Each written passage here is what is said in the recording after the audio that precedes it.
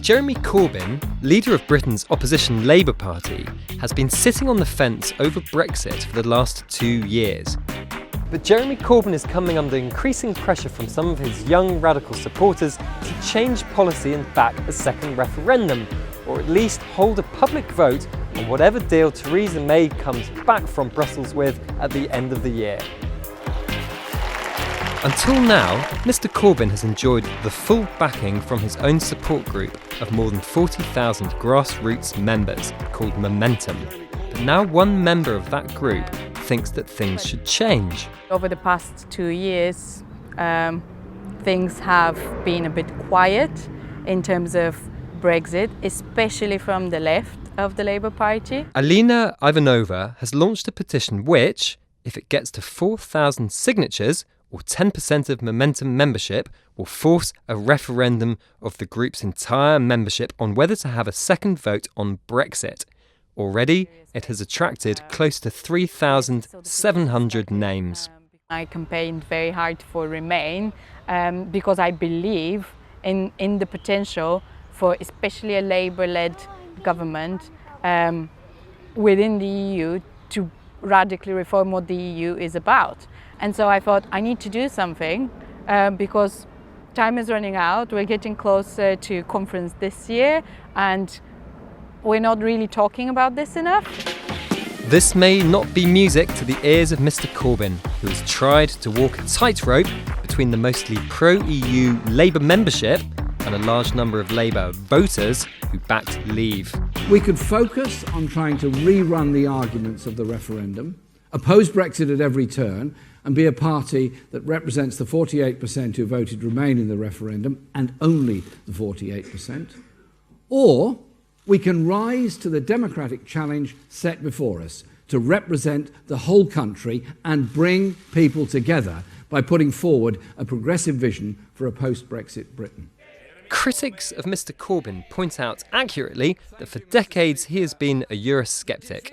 But Matt Zarb-Cousin, his former spokesman, says that the Corbyn proposals for staying in a customs union but not the single market represent a much softer Brexit than the Conservative vision. I don't think Jeremy Corbyn is a Eurosceptic. He wants to protect jobs first and foremost. Corbyn's team believes that shifting to a more openly anti-Brexit position could anger several million working-class Labour voters who backed Brexit. They have constituencies that are majority Leave and constituencies that are majority Remain. And, from opposition, you can't do much to stop Brexit anyway. You can't even get a meaningful vote on the final deal.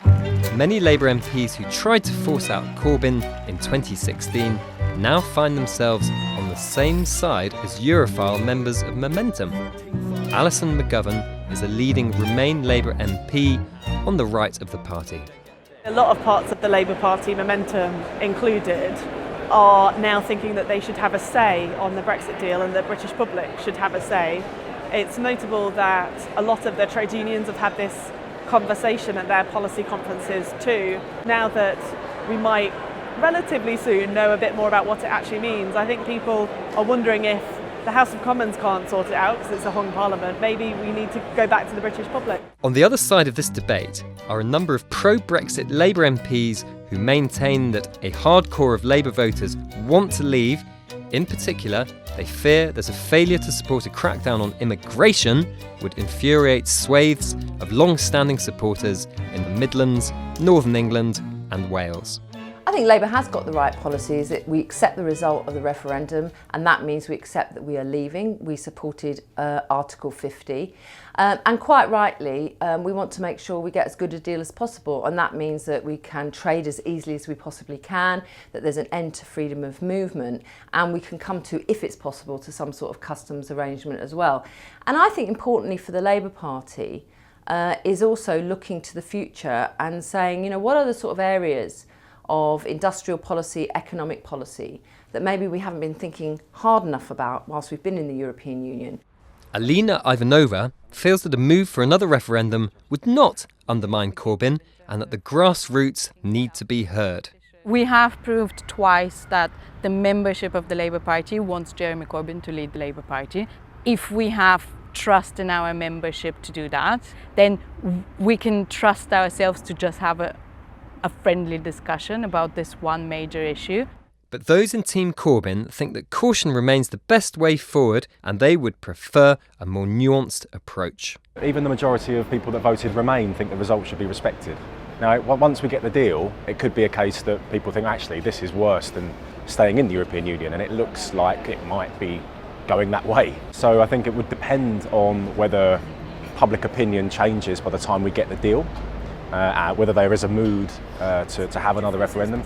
In the last week or so, Theresa May has come back from Chequers with her white paper on Brexit, offering a softer option than before, which she will now negotiate with the European Union and put to Parliament.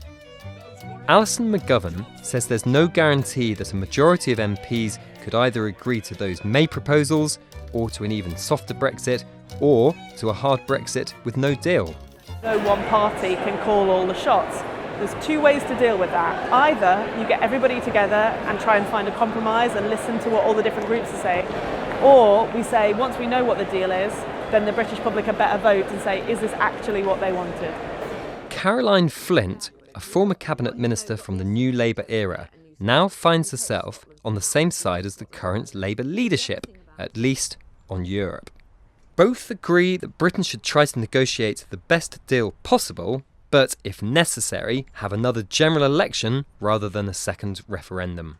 My message to unite, to those in our party and organisations outside our party trying to influence it, we have to make the big decisions here about how we're going to move forward. Labour is not in government, and are we going to stand by and allow a no-deal option to emerge out of all this, which I think would be terrible, or are we going to make sure we can get the best deal possible? All in favour, please show. Meanwhile, there are also signs of movement among the powerful unions who pay the bills for the Labour Party.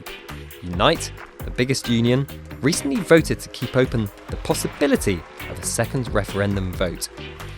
All eyes within the Labour Party will be on its annual conference in September in Liverpool, and the question of whether this time around delegates will get a chance to vote on Brexit policy.